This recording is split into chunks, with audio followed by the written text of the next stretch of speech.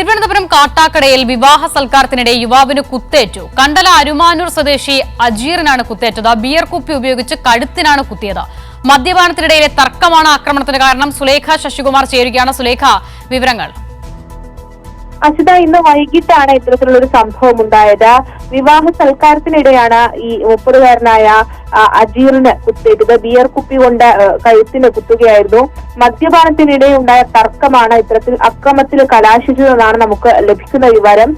വിവാഹ സൽക്കാരം നടക്കുന്നതിനിടെ ആണ് ഇത്തരത്തിലൊരു മദ്യപാനം ഉണ്ടായത്. ഈ മദ്യപാനത്തിനിടെ തർക്കമുണ്ടാകുന്നു.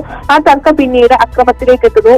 അക്രമം ഉണ്ടായത് ഈ മദ്യപിച്ചുകൊണ്ടിരിക്കുന്നുണ്ടായ ബിയർ കുപ്പിയാണ് കഴുത്തിൽ കുത്തിയത്. കഴുത്തിൽ ആഴത്തിലുള്ള മുറിവുകളുണ്ട്.